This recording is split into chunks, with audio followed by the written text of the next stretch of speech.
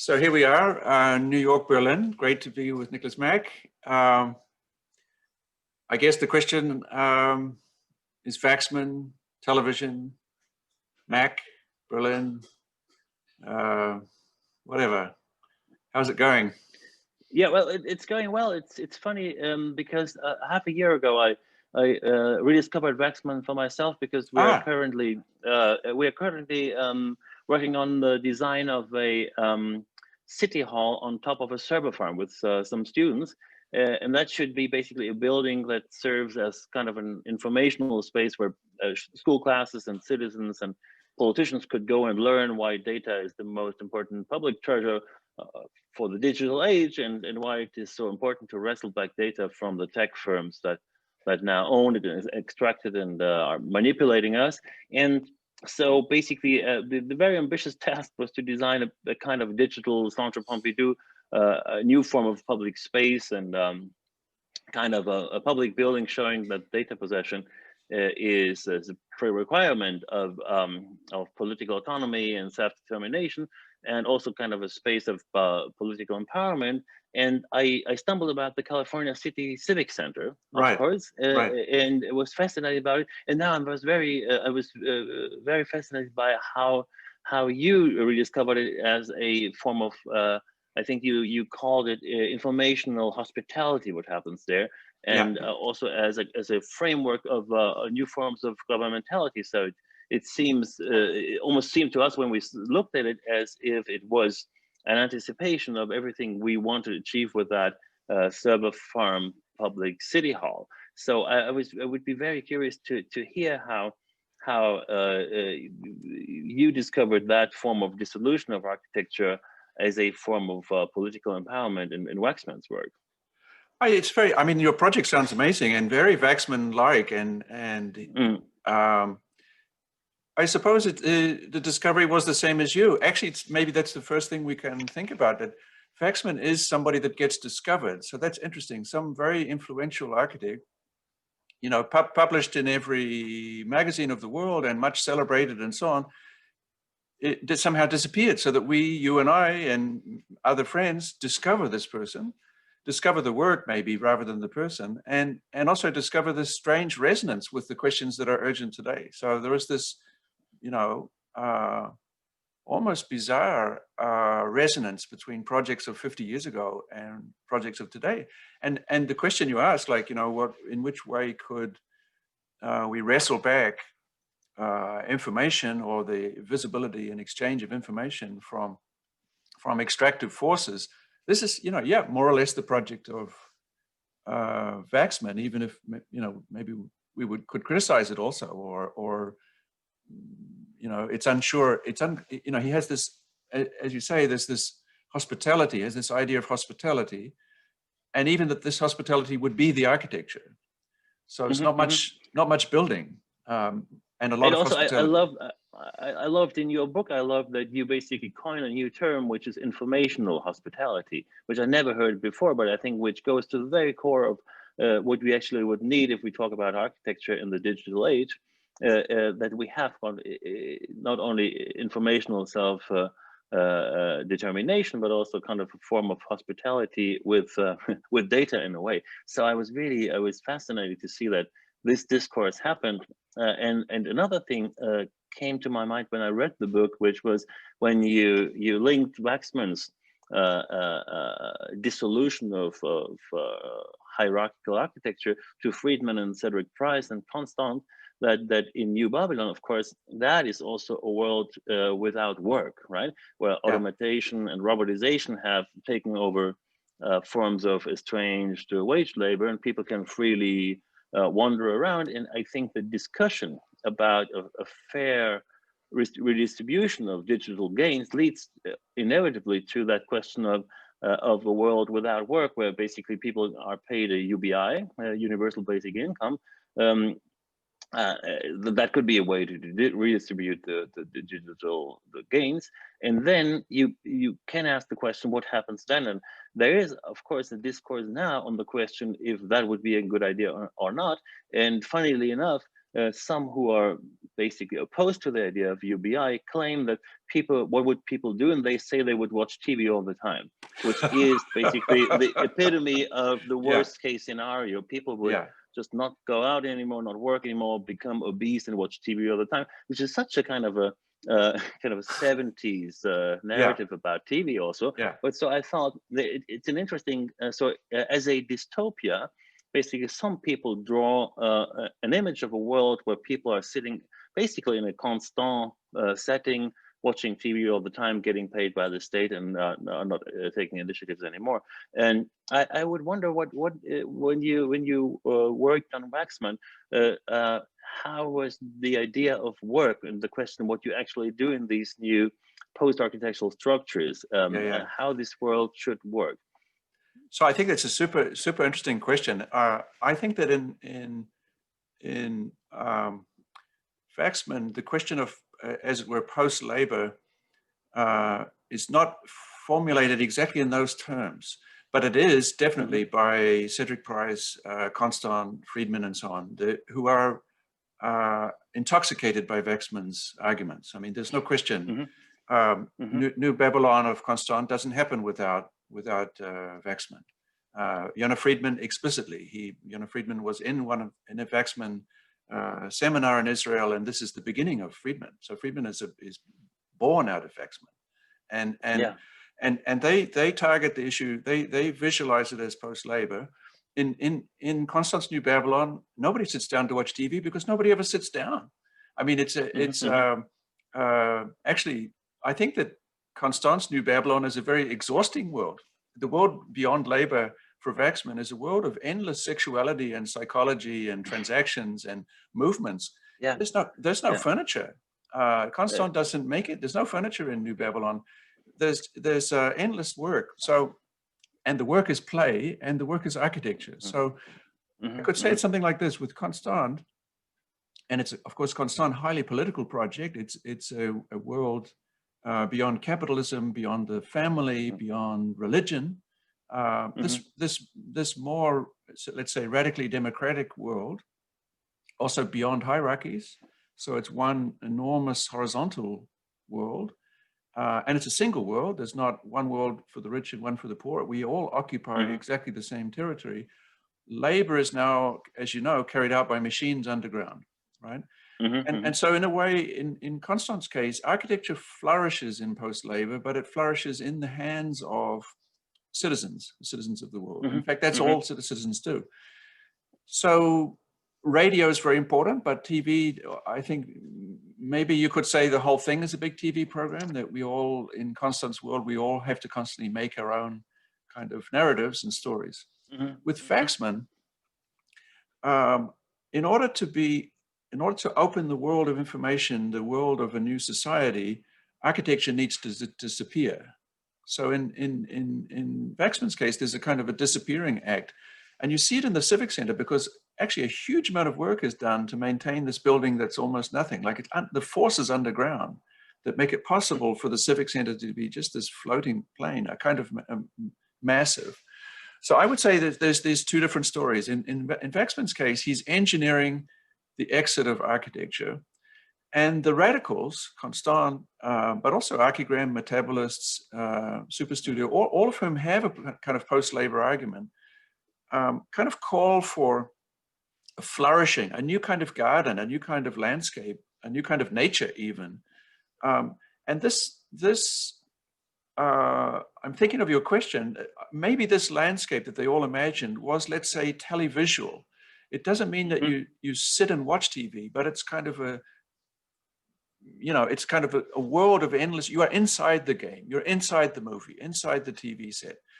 And just to finish, you said this thing I thought so beautiful. You described very well the 70s idea about TV as the bad actor, TV as the anesthetic of capitalism, TV as the device to distract you from the fact that you yourself are just a resource in a brutal economy of extraction. This idea of TV as the bad actor, that's, I think, pretty much the way architects normally think about television. They hate TV, hate it. Yeah. So it's interesting that Waxman and others Buckminster Fuller, but many others, almost all the avant-garde of Austria, of Japan, of Italy, England, and so on. Television was actually the name of radical revolutionary political action. So it was sort of like it was the way of getting out, and you would get out through information. So sorry, it's a long answer to your question, but your question is so no. provocative. No, but I think it's also interesting that basically some politicians frame TV as a killer of togetherness. And today, with a certain nostalgia, we think it was the last moment when we were all seeing together the same thing. There was a form of collectivity as simultaneity. And even if you look into furniture catalogs, like IKEA just stopped producing catalogs. So I basically, in a moment of nostalgia, flipped through some IKEA catalogs, and I saw how the TV all of a sudden in the 70s appears even in the IKEA catalogs and then vanishes and is ignored. So the TV is still there in the ads, but people are sitting completely dispersed on their sofas, and they're looking into all kinds of directions, but mostly into their little devices. So that led me to the question to you. When we talk about the moment that Waxman came up with this idea of a new form of governmentality and democratic participation and encouragement and empowerment of people through a building with a huge antenna, which the Civic Center basically is, right? It's a horizontal open space with a vertical antenna that connects everything and everybody. And that was at the same time where the two big inventions of the 20th century, the car and TV, were at its peak, for good or bad, and where basically you found also the peak of monodirectionality. Whereas when you imagine in a living room in the 70s, everybody sat together like in a car, and they were watching into one direction towards the screen. And when you sit in the car, also everybody looks into one direction, the direction of the driver. So you could describe this moment of our society as one where everybody was looking in the same direction all the time, in their cars to the windscreen, and at home to the TV screen. And what you find now is basically a total dissolution of that monodirectionality, because we're promised to get autonomous cars very soon. So in the autonomous car, you sit and face wherever you want to look, but you're not facing the windscreen anymore. The windscreen has become a virtual screen where you can watch films. So basically the screen where you would look into the world in a car, the windscreen, has been replaced by a screen that serves for entertainment, or you can get information, or you can just turn away from it. And at the same time, if you would state that TV vanishes, then it's replaced by also multi-directional screens that are basically directed into every direction you want. So there is a loss of monodirectionality. And I thought that is an interesting aspect, that Waxman basically invents a form of political participation through the dissolution of architecture in a moment where there was a very authoritarian, monodirectional way of looking at things in TV or in reality through two forms of screens. Yeah, well, I think it's a totally astounding analysis that you're making. I completely love it. And when you said everybody was facing the same direction, I was thinking, for example, of iron filings with a magnet, where when you put the magnet there, they all line up.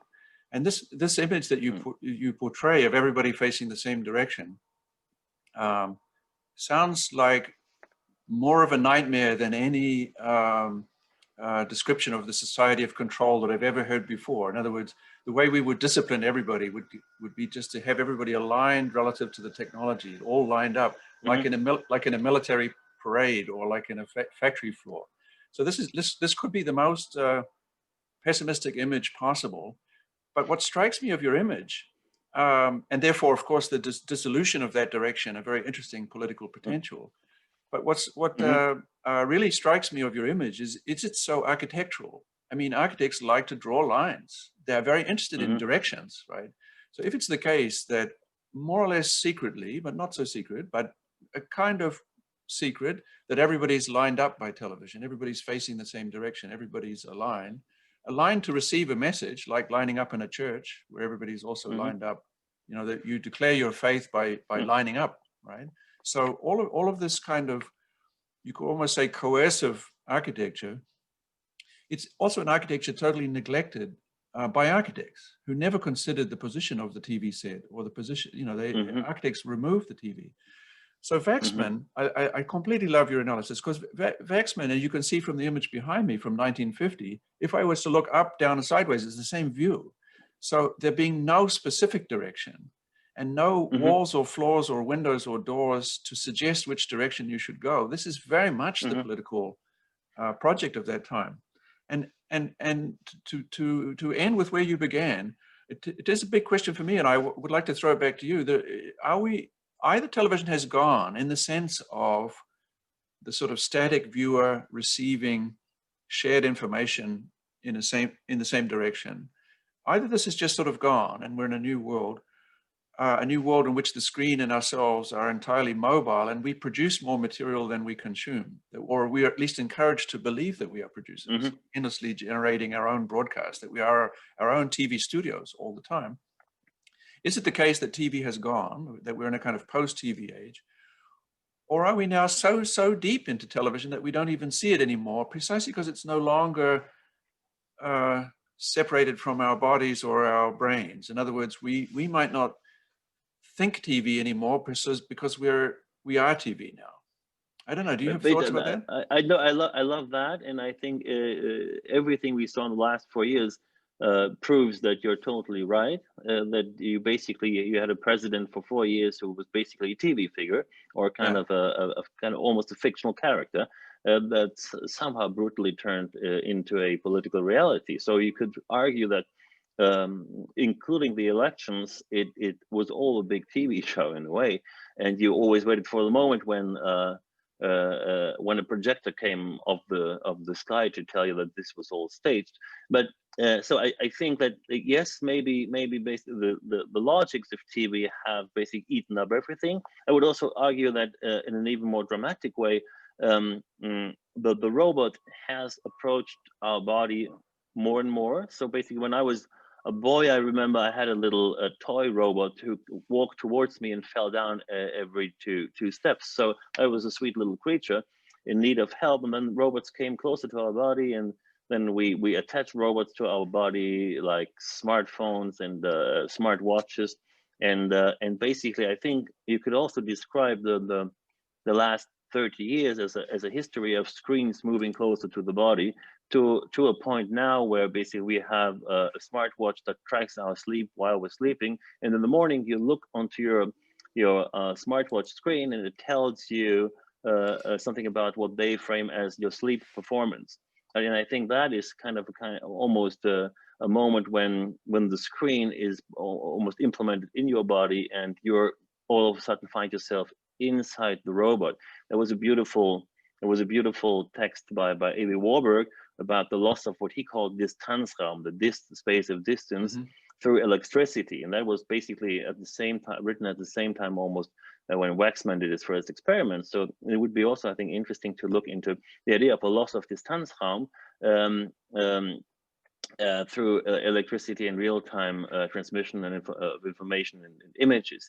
But what I'm so fascinated by is the fact that apparently Waxman managed to think about a form of TV that enables people to come together and to share information and to be politicized. And maybe it would also be a time to not give up TV as a concept, or just to see the potentially annoying effects of everything becoming TV, but to reinvent TV as a counterpower to the dispersion of information and images through myriads of small little screens. So I would basically, when I looked at the Civic Center, I thought this could be a very futuristic antidote to our current moment of basically data grabs and the vanishing of sources of information,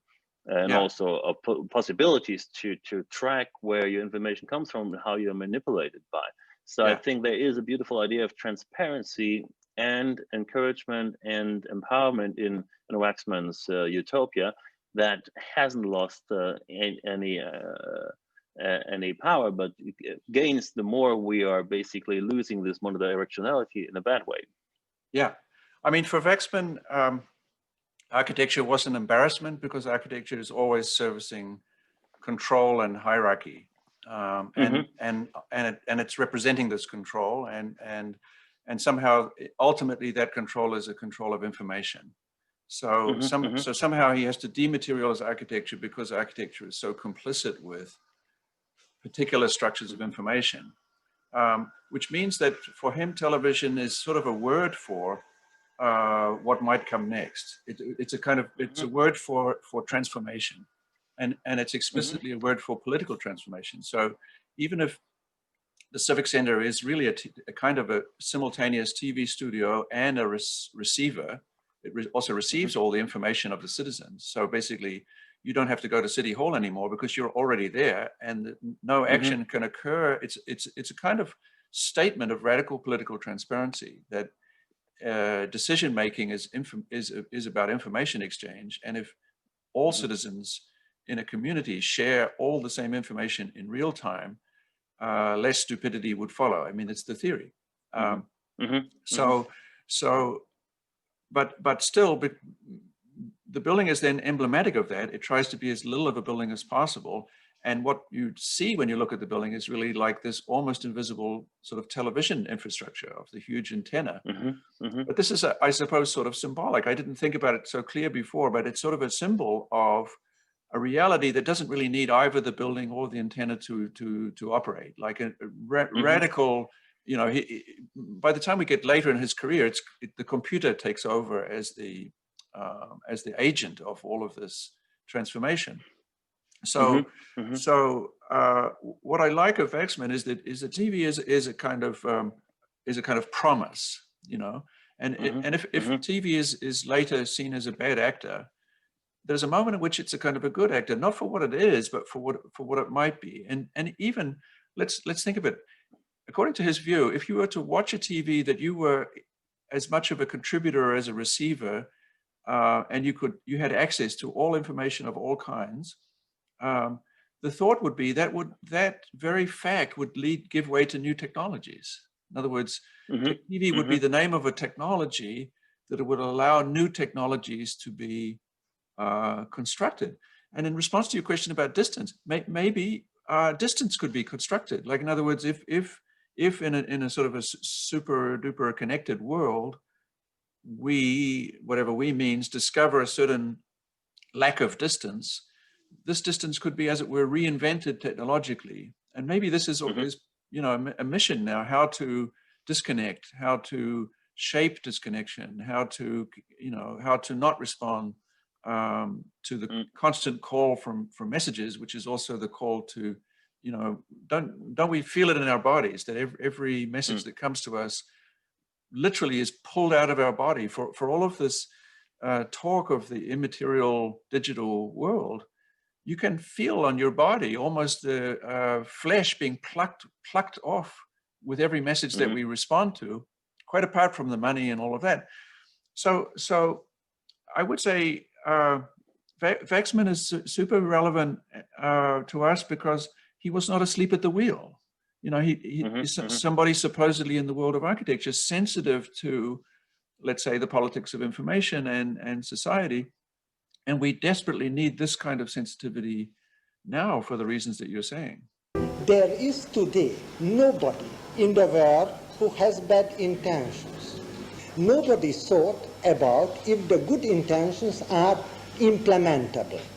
And I think that our problem today is not anymore to discuss about intentions, but to see what can be done, and what can be done with a deadline. And then I saw everything appears in a different way, and mainly in a different scale. So details, little things became trivial and insignificant. The individual house became almost ridiculous. It became very soon a kind of social event which had to be studied, and by doing so it became, of course, in the very beginning, a highly political event, which, for instance, became pretty clear to me. We couldn't talk about it because it became gradually so hot when Jonah Friedman delivered a speech about the difference between the need, or let me see, the need for poor people and the well-to-do society when the rich people come together to help the poor people. And then he says, quite rightly, I said, since you happen to be only rich and don't know only the good life, you cannot possibly understand what poor people do. And I feel very strongly this is actually a direct political event. So I became, in my early time, I was, I think, politically very interested, and maybe at certain times politically activist, or however you may call it. And then I developed let me say, my attempt to think objectively gave me some need. Let me see, everything is, it is a political, social, economical, scientific and technical event which may trigger the next stage, which must come after this, because without answering those 5 questions in this order as I mentioned them, political, social, economical, scientific and technological, can no decision be made. Yeah, no, I also was really intrigued by the idea of a hyper-dissolved architecture, because you could even relate that concept to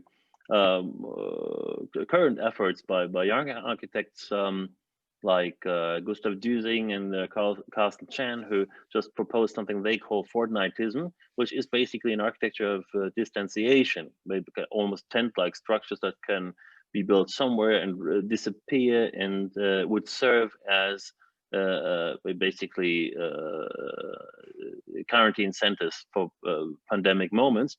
And I think in their reflection, there's a lot of Waxman thinking about hyper-dissolution of architecture as a prerequisite of new forms also of distantiating yourself, in that case, because of the pandemics, but also of being together in a very paradoxical way by keeping a distance. And I think there is a very interesting political concept in that idea of togetherness and distance in one architectural space. And I think that was your book was really eye-opening to me, to understand that Waxman was one of the first to very clearly point out that this distance also is a prerequisite for basically political self-determination of the people. And I think that is a very interesting aspect that adds more relevance to Waxman today.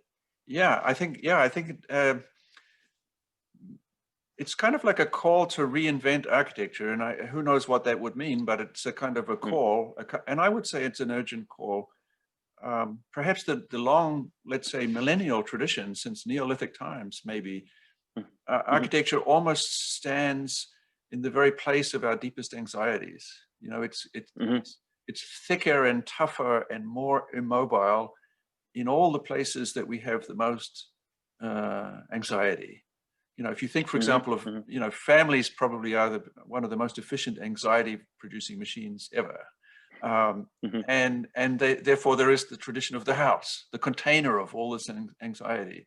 And so you could just, you know, if you look across a city, maybe everything you see looks so strong and hurts if you walk into it, because it's trying to kind of hold things together that are actually not together, are very confusing and disturbing. So let's say maybe architecture is always kind of the opposite of what it looks like. It stands strong when we are, like a tombstone stands strong and permanently in the place of our most extreme doubt and anxiety, death itself, right? So what if architecture is somehow always like that? Then every now and then you get experimental architects who say, well, let's see if architecture could actually engage with the big questions and actually ask questions rather than answer them or hide them. And I see Waxman in that tradition. It sounds like these new projects that you're talking about by Carsten and others are in a way trying to reinvent architecture as well. And it's a risk, right? It's a risk to have architecture become uncertain, not just to represent certainty, but to become uncertain. And I think this is also, Waxman was a teacher, basically. Maybe, Niklas, you and I, we are in this moment, in this conversation, we become students of Waxman. We see something in what he's doing that makes us think again. And this was I think his gift. His gift was to sort of provoke a challenge to architecture. All the radicals of the 60s, seemed to me, took up that challenge, and they were finally kind of beaten down, hidden away as a sort of embarrassment. Too many TV sets, too much sex, too much alcohol, too much mobility, too much political ambivalence, which, like just unclear what the politics is. And now, in a way, maybe there's a kind of a call for challenges to architecture, because even if architecture would do all the things that it's supposed to do, like function well and confirm societal structures, I mean, at the very least, maintain inequity. Architecture has been an incredibly efficient way of maintaining systems of inequity. So even if you thought that's what's architects' job, do we really need architects to do that? I mean, do we, couldn't we think in a wider space? And this is the Waxman core. I'm still struck, by the way, by your image of everybody lined up, sort of secretly. In other words, every little house we know is lined up towards the TV set. But then if you think of every house in the world lined up, and there being a new direction, the TV signal, this is almost like a new kind of sun. Like if the whole architecture of the world is lined up relative to the sun, imagine the whole architecture of the world lined up relative to TV, and imagine that architects almost never talked about it. Like every building, every room, every person, and we never talked about it. I remember Waxman once very explicitly said that architecture is not modern. Architecture is not something from our time, and I think that has to do with that. That basically architecture, in a tragic way, tried to keep up an illusion of a world without TV instead of embracing the possibilities of TV. And I think only now, with the seemingly TV disappearing, we can see very clearly the benefits that TV had on architecture if they only would have let it through.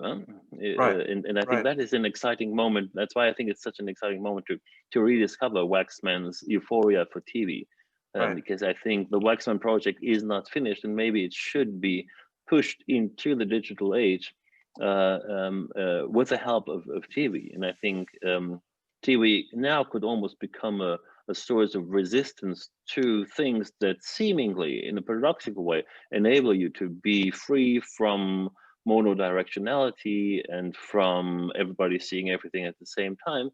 And I think that is something that I would basically love to know more about, how TV, in a moment when seemingly everybody was liberated from looking at the same thing at the same time, what is happening now in that moment, what TV could do to this political moment we're in now. I think I would learn more from you than you from me on this, but I think, for example, that this idea that the technologies of communication could be the agents of radical democracy, but have turned out to be the agents of extractive efficiency, and have managed to, in a way, to secretly line us all up. Monopolizing capitalism, Right. So secretly, we are all still lined up, right? If I hold my cell phone in front of my face, I am as lined up as I was in front of the TV set before. There's a certain line between me and the cell phone, which is very that line. What is it? 1 meter, half a meter. That distance? That has become the new kind of measure of architecture. It is the new architecture. Now, that's the space we're basically existing in now. And the question is, am I watching my phone, or is my phone watching me? The phone certainly knows more about me than I know about me. In fact, if I want to know about me, I look there. Actually, I see myself there, and I adjust myself there, and I represent myself there, and maybe I change me to be more like the me. In other words, that relationship, which somewhere else I have called kind of homocellular, the emergence of a new species, that and it's as if the human has this half-meter dimension now built into its biology and its mentality. Okay, that's the kind of hypothetical client, let's say, for the architect.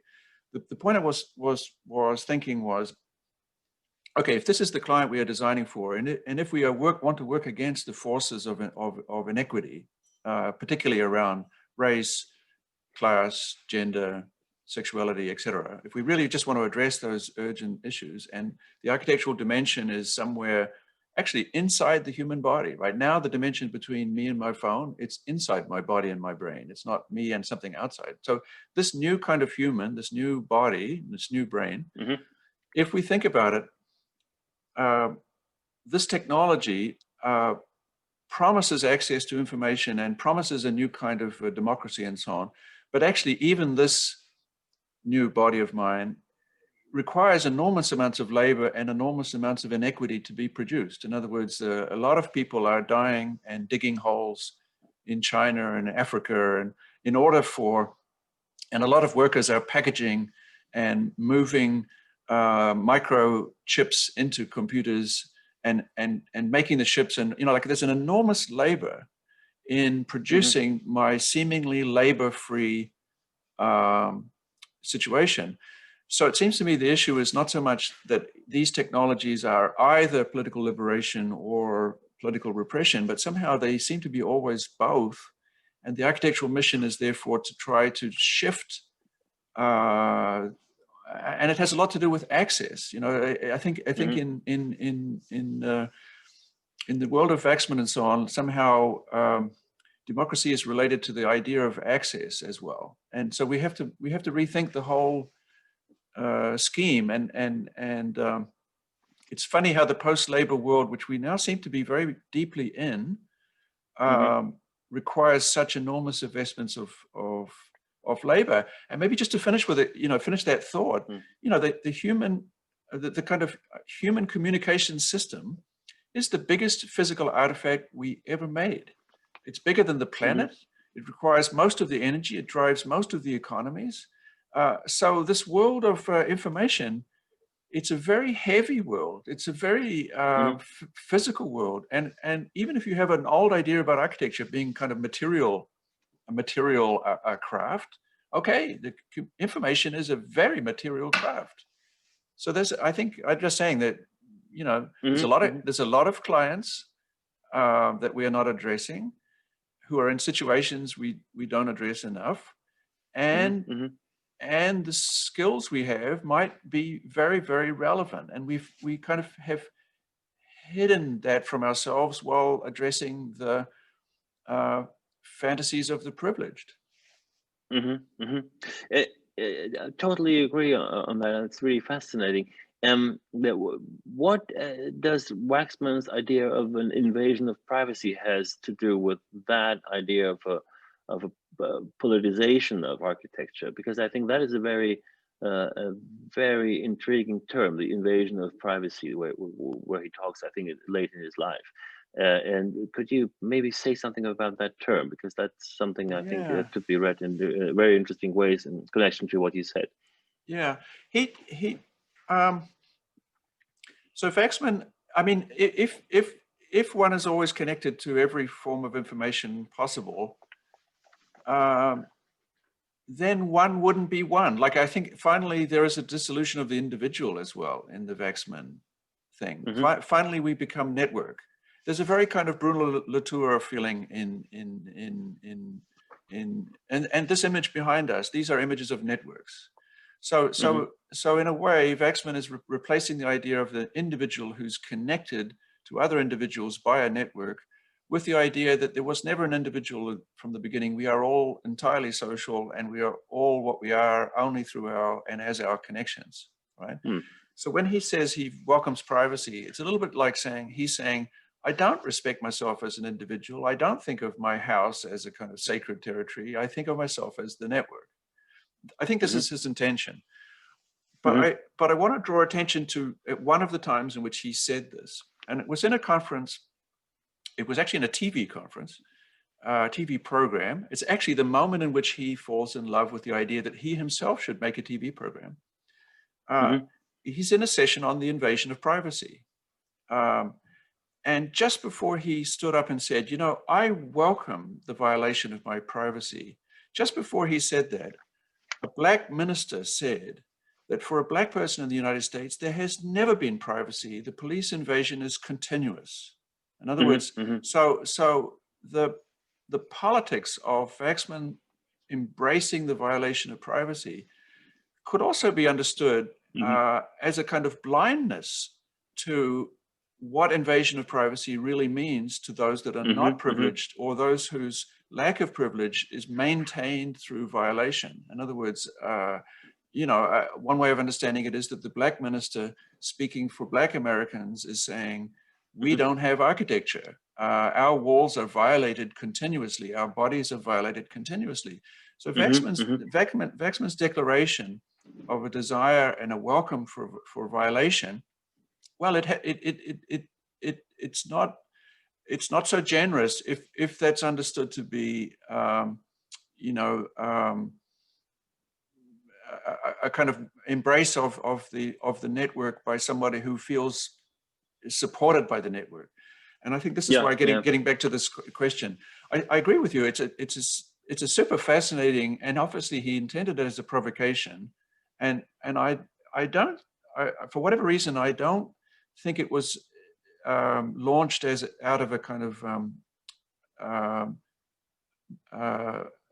blindness to the question of race, but it was but it was in that moment a blinding of the question of race that had just been raised, right? So in other words, maybe this is my way of getting to a kind of bigger issue. Everything we've said so far, I think, is true, and that Waxman is thoroughly political and declares that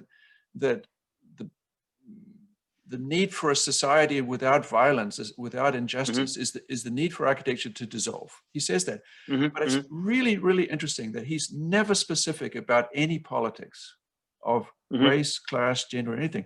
And this is a person who I believe strongly was politicized by the violence of World War I, as he experienced it in the death of his brother, and the violence of World War II as he experienced it in the genocidal murder of his mother and sister. In other words, he's entirely traumatized by the brutalities of technology and the brutalities of society and politics and so on. And yet, and so as it were, politicizes or repoliticizes architecture without naming any. And I think you see. So just to, I'm sorry for again for going so long, but I think it's right. It's right in the sense that he doesn't want to define what politics even is, or who's going to be represented, who would be connected. But when you launch such a view, it does seem blind to, you know, the violence of the world he lives in. Yeah, and also, I mean, the use of the word privacy is always also kind of almost naive in that period, and it's never basically pointed out that privacy in itself is a negative term. It has a lot to do with violence, because it stems from the Roman privare, which means to steal something from a collective that doesn't belong to you. And it tells you much about the idea how we conceive the idea of individuation and being an individual by seeing ourselves as part of a collective, and then to become an individual, we have to step out of the group, steal some territory, and defend it against the collective. So that's kind of a very belligerent concept of being oneself that entails a lot of violence against others, and it has to insist on a power to basically wrestle out that private territory that is your own space, that is yourself. And you find it in other cultures, a totally different concept of privacy. And it's always struck me that in Japan, the word privacy has no equivalent. It was just introduced after the Second World War in a legal battle. And now it's called Pribu Hashi, which is basically borrowed from the English language, because they don't have a similar concept of being on your own as basically stealing territory from others and then defending it. I think that is very interesting. But if we reread the idea of an invasion of privacy from that angle, by basically deconstructing the word privacy or leading it back to its violent sources in Roman thinking, then it can be a very interesting concept that Waxman developed. And I would totally agree to what you say about the blindness in terms of aspects of color and race and gender. But I think I would love to save that idea of an invasion of privacy as something that could, in this political moment, be a very helpful concept. Yeah, I'm totally with you. I think the way I see it in this moment is, for example, in English, this sense of private we have in the word in deprivation, right? To be deprived, right? So it's very interesting that it flips from both sides. And in your very eloquent capturing of the concept of privacy seems to involve extraction. So privacy, in the classical sense that you describe, involves a stealing or removal from something or somewhere else. So Waxman is going to deny this right to the privileged, right? You are not allowed to cut yourself off. You're not even allowed to claim your own independence and autonomy as a separate subject. You must think yourself continually as only collective, as part of an ever-shifting and somewhat mysterious and confusing collective. So no autonomy. Do you think in that concept an idea of intimacy and being on your own is excluded, or is it just a liberation from the idea of privacy as a defense of your right to be alone against others? Because I think that the word privacy is really toxic in itself. Yeah. Well, in the kind of, let's say in the future architecture that you and I are now occupying by virtue of these images behind us, you can introduce screens of separation. So you can produce the effective distance, but this effect must be temporary and flickers and changes with your desires, but also the desires of those of you around. In that moment, where Waxman says, "I welcome the invasion of my privacy," I understand him to be saying, the privileged should not have no right to isolate, which would be no right to extract in the way you say. The black minister speaks the opposite direction. He's calling for some distance, right? So probably the political discussion here is between dismantling the right of privacy, let's say, but on the other hand, offering offering the opportunity for the disenfranchised to construct the same levels of partial, creative, temporary distance. And this gets back to your question about distance. Like maybe the real discussion here is how to construct some kind of distance that doesn't sacrifice the political responsibilities that come with being connected, because there's also, engagement. Maybe the horror of the suburban house, for example, is its fantasy of irresponsibility to the collective, that you are in your, let's say, private world. Any temporarily unused surface should be, for the time it's unused by a private owner, it should be at the disposal of the public. Another project of law. That means there is a ground where at the moment you have no building. The law is proposing that way, that if you don't make a fence, you get a tax reduction, which is interests the owner. I'm sorry, we cannot change the political system. And this ground is at the disposal of the public all the time that there is no building on it. Okay, property, the answer was simple. You have the right of so many square meters, not defined where. You know, like you have this in a parking with your car. You enter to the parking, but you park it freely. But finances never accepted it. For financial people, needs to be immobile. This this was really one of the problems. And if I could do some experiments in reality, this was because there was no financial thing. So somewhere between the fantasy of a radical politics coming from connectivity, and also the need the need for self-determination of shelter, distance, and artistic expression, etc., for those denied it. Somewhere in the middle there is this let's say ideal kind of non-architecture of the future, or the beginnings of a new architecture. And I think it's a really, really fascinating assignment. I think I'm fascinated to see what your students are doing, like I am with mine, because now we finally have a generation of students who more or less understand. I mean, everything that you and I have said, I think they're almost thinking this intravenously. They're already in a kind of non-binary mode. Whereas maybe for us, we are still demolishing the binaries. They have already sort of moved beyond. So I think we're also in one of these moments where we are learning so much from our students. But the political question you ask is so eloquent. It calls for the best of our thoughts. Yeah.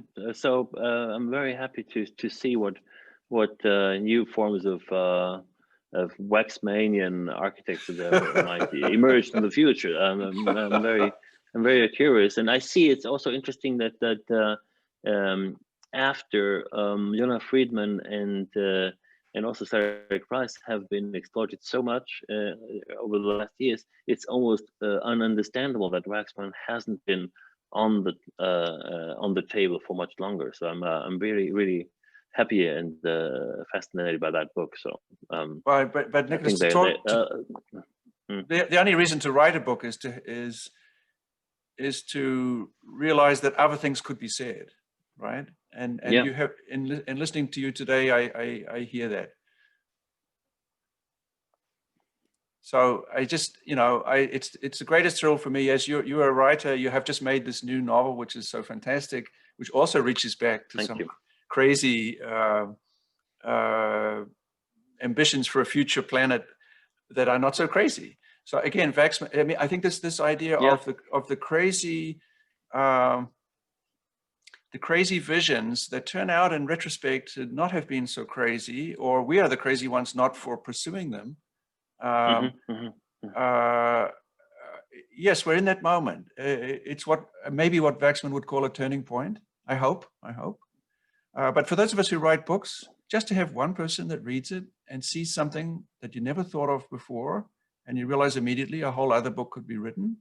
That's what just happened to me talking with you. And so I want to thank you, Niklas, and I hope we get together in Berlin. Thank you, Mark. I hope so as soon as possible.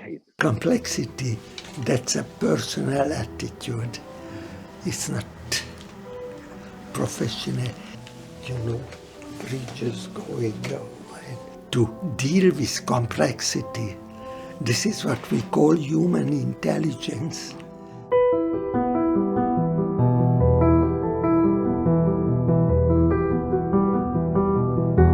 Life is all